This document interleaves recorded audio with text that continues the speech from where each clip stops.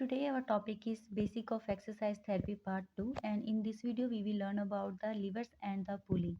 So first we start from the lever.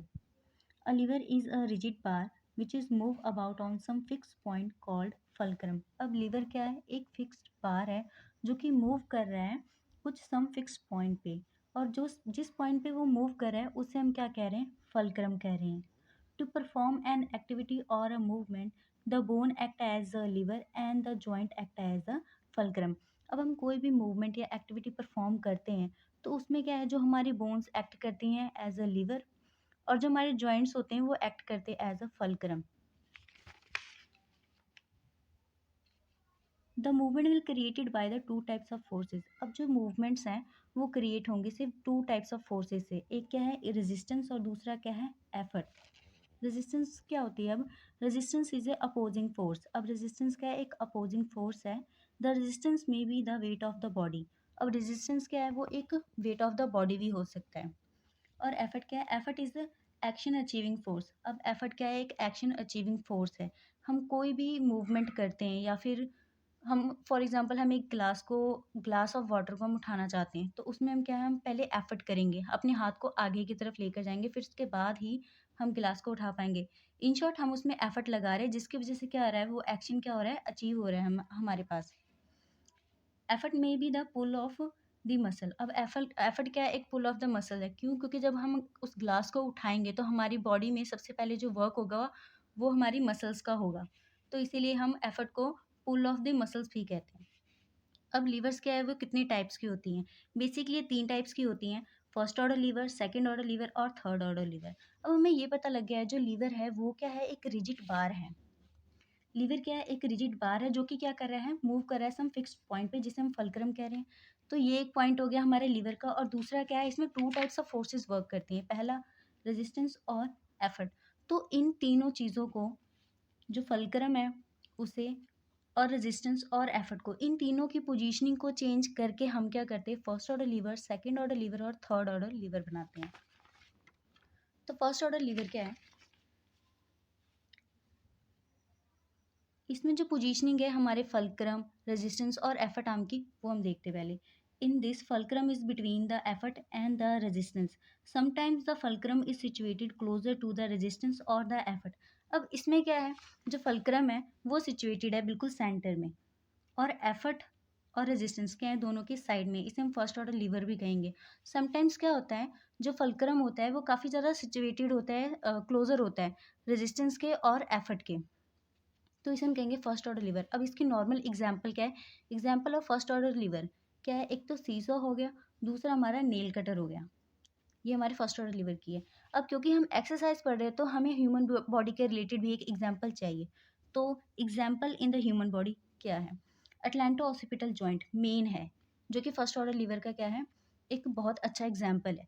During the nodding movement of the head, the neck extensor act as a effort. And atlanto occipital joint क्या है? Fulcrum. And the facial part is resistance. तो इसमें क्या है? जो effort है, effort क्या है? वो हमारे एक्सटेंसर्स मसल्स हैं. और जो अटलांटो ऑसिपिटल जॉइंट है वो क्या है? हमारा फलक्रम है. और जो हमारा फेशियल है रेजिस्टेंस है. फेशियल पार्ट है जो है वो रेजिस्टेंस है. जो फलक्रम है वो ऑलवेज हमारा क्या होगा?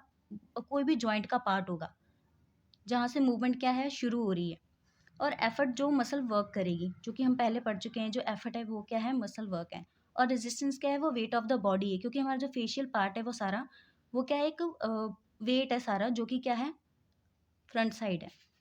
तो ये हमारा फर्स्ट ऑर्डर लीवर है. अब जैसे अभी हमने डेफिनेशन में देखा कि sometimes the fulcrum is situated closer to the resistance और द एफर्ट. तो इसका क्या है? इसका काफ़ी ज़्यादा अफेक्ट पड़ता है हमारी स्पीड पे. If the fulcrum is closer to the resistance, it produce more speed, और ROM range of motion. But if the fulcrum is closer to the effort, it produce less speed.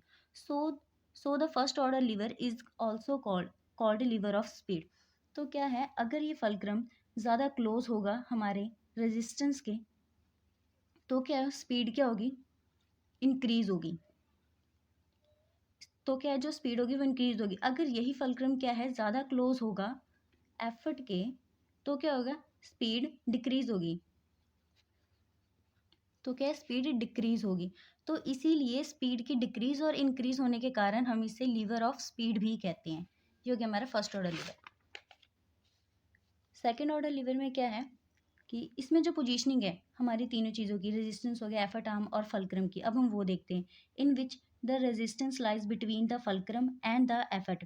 This lever are lever of strength but not the speed और the range of motion. अब इसमें क्या है, इसमें क्या है, जो resistance है वो क्या करेगा, वो सेंटर में लाई करेगा, और जो हमारा एफर्ट और फल्क्रम है वो कहाँ होगा, वो दोनों के साइड में होगा। ये रेजिस्टेंस है, ये हमारा फल्क्रम है, और ये हमारा एफर्ट है।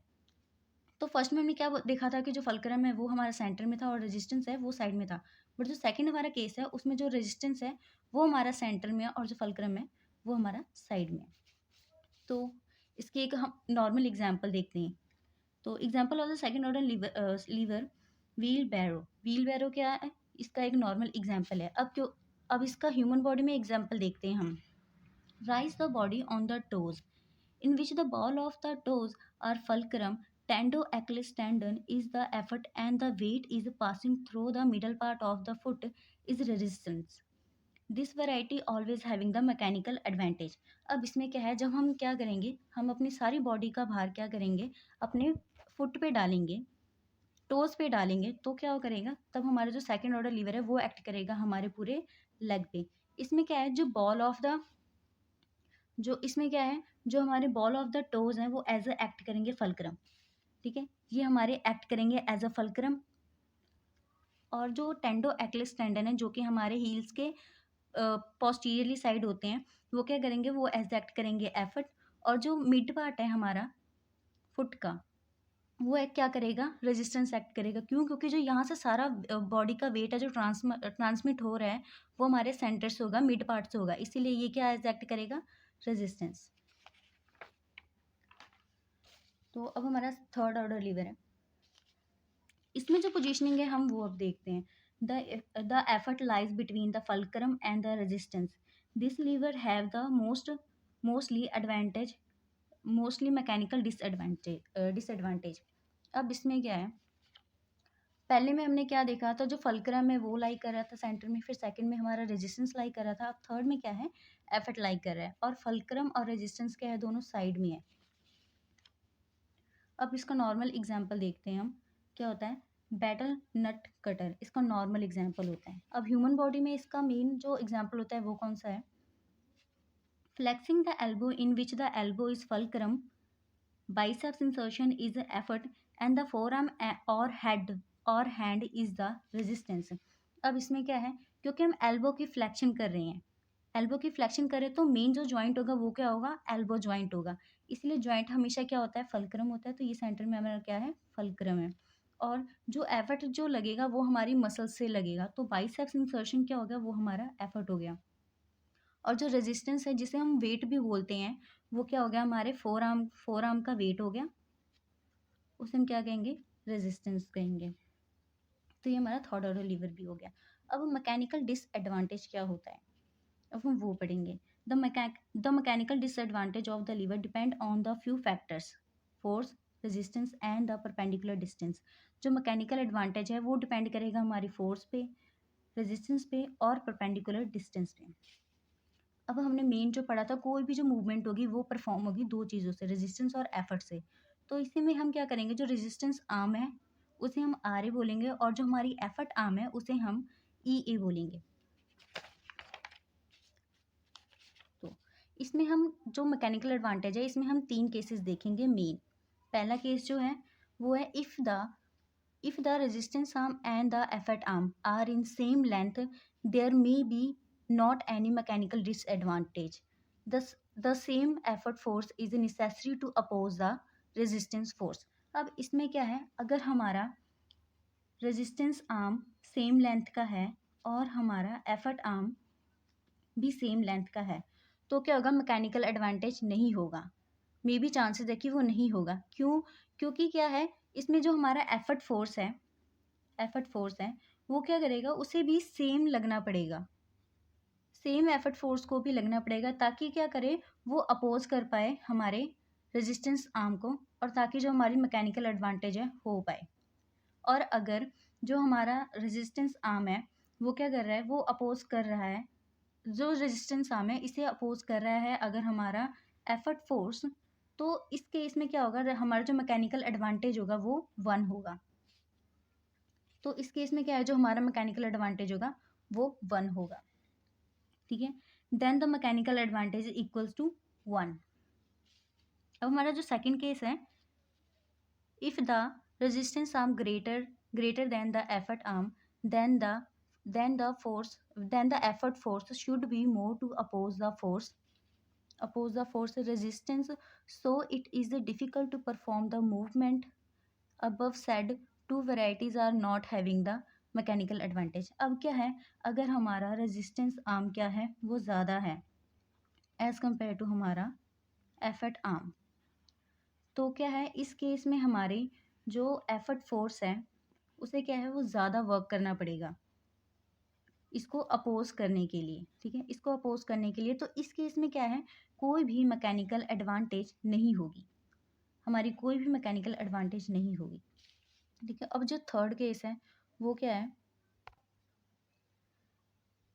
if effort exceeds the resistance, less effort is required to oppose the force, this is called as a mechanical advantage। जब क्या है, एफर्ट क्या करेगी, वो एक्सीड करेगी रेजिस्टेंस आर्म के साथ, तो क्या है, लेस क्या है, एफर्ट फोर्स रिक्वायर्ड होगी ताकि जो हम कोई भी मूवमेंट करने के लिए, और जिससे क्या होगा, मैकेनिकल एडवांटेज होगा। Today our topic is pulley, and in this video we will learn about the pulleys, and it is an important topic in the exercise therapy. It is very important for the exam point of view as well as the practical point of view. So let's start from the definition of the pulleys. Pulleys is the grooved wheel which moves around an axis and pass the rope passing through the groove. अब पुली क्या है, एक grooved wheel है जो कि क्या कर रही है, मूव कर रही है एक फिक्स पॉइंट से। अब पुली क्या है, एक ग्रूव्ड व्हील है जो कि क्या कर रही है, ये इसका फिक्स पॉइंट है जहाँ पे ये क्या कर रही है, मूव कर रही है with the help of a rope. ये क्या है, रोप, इसे हम क्या कहेंगे, इसे हम पुली कहेंगे। अब पुली क्या होती है, कितने टाइप्स की होती है, 2 टाइप्स की ये मेन होती हैं। एक होती है फिक्स पुली और दूसरी होती है हमारी मूवेबल पुली, और इन दोनों का ही काम बहुत ही अलग होता है। फिक्स पुली का अलग होता है हमारी बॉडी में, और मूवेबल पुली का भी अलग होता है। तो पहले हम करते हैं फिक्स पुली। फिक्स पुली क्या होती है, the pulley is attach to the fix point, the pulley act as the first order lever. अब जो फिक्स पुली है वो क्या करेगी, वो अटैच होगी एक फिक्स्ड पॉइंट से, सिर्फ एक ही पॉइंट से अटैच होगी, उसे हम फिक्स पुली कहेंगे। और जो हमारा फिक्स्ड पुली है ये क्या करता है, फर्स्ट ऑर्डर लीवर है, ठीक है, फर्स्ट ऑर्डर लीवर है। और हमने देखा था कि फर्स्ट ऑर्डर लीवर में जो फर्स्ट ऑर्डर लीवर है वो क्या कर रहा है, वो लीवर ऑफ स्पीड है, वो लीवर ऑफ स्पीड है, ओके। तो ये क्या कर रहा है, एज एक्ट कर रहा है हमारे फर्स्ट ऑर्डर लीवर से। the weight the weight on one side and effort on the another side with a fixed axis is fulcrum in the middle। अब क्या है, जो वेट है वो क्या हो रहा है, वो एक साइड है, ये वेट है जो कि एक साइड है, रेजिस्टेंस को हम वेट भी कहते हैं, ओके। और जो हमारा फोर्स है, जो एफर्ट है, हमारा फोर्स, ये हमारा एफर्ट है जो कि क्या है, एक अनदर साइड है, ठीक है। और इन दोनों को डिवाइड कर रहा है एक मिड पार्ट, ठीक है। तो ये क्या होगी, इसकी कंस्ट्रक्शन होगी हमारी फिक्स पुली की। This pulley is use to alter the direction of the force by which the resistance. अब ये क्या है, जैसे कि फर्स्ट पुली है वो क्या कह रही है, वो स्पीड की पुली होती है, वो स्पीड का लीवर होता है। अब जो पुली होती है वो एक्ट करती है as a first order lever. तो जब उसमें स्पीड है, क्योंकि वो स्पीड को इंक्रीज कर रही है, कौन कर रही है, हमारी फर्स्ट ऑर्डर लीवर। अब जब ये स्पीड है तो स्पीड क्या करेगी, वो क्या करेगी, ऑल्टर करेगी हमारी डायरेक्शन को, डायरेक्शन ऑफ फोर्स को, ठीक है। तो ये हो गया मेन जो हमारी पुली का, फिक्स पुली का वर्क है। तो अब इसकी एग्जाम्पल क्या है हमारी ह्यूमन बॉडी में, lateral malleolus act as the pulley for the peroneus longus tendons. अब जो लेटरल मेनोनियस है वो क्या करेगा, वो एक्ट करेगा एज अ पुली, वर्क करेगा as a pulley for the peroneus longus tendon, okay. अब मूवेबल पुली क्या होती है, तो मूवेबल पुली क्या है, one end of the rope is attach to the fixed point and another end is passing through the fixed point. अब जो इसका वन एंड है वो क्या है, वो एक फिक्स पॉइंट के साथ अटैच है। ये क्या इसका वन एंड है जो कि एक फिक्स पॉइंट के साथ अटैच है, और जिसका अनदर पॉइंट है वो क्या कर रहा है, वो पास कर रहा है एक रोप से। ठीक है, वो एक पास कर रहा है रोप से, उसे हम कहेंगे सेकंड पॉइंट। ठीक है, सेकंड एंड जो है उसका पॉइंट। तो the movable pulley is act like second order liver Generally, second order lever will have the mechanical advantage.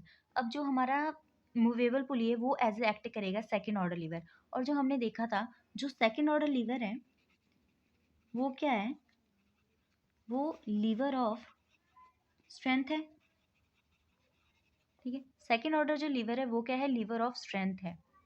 There is no second order lever seen in the human body. ज़्यादातर जो हमारी body में है, human body में second order lever seen नहीं होता है। This type of pulley is use in the suspension therapy unit which makes easy to lift the body part. अब जो मूवेबल पुली है वो मोस्टली यूज होता है सस्पेंशन थेरेपी में। जो सस्पेंशन थेरेपी वो भी हमारे एक्सरसाइज थेरेपी 1 का पार्ट है, जो कि हमारे फर्स्ट ऑर्डर का ही सिलेबस है। तो ये जो मूवेबल पुली है वो यूज होती है हमारी बॉडी को लिफ्ट करने में। कहाँ पे लिफ्ट करने में, एयर में। तो thank you for watching my video.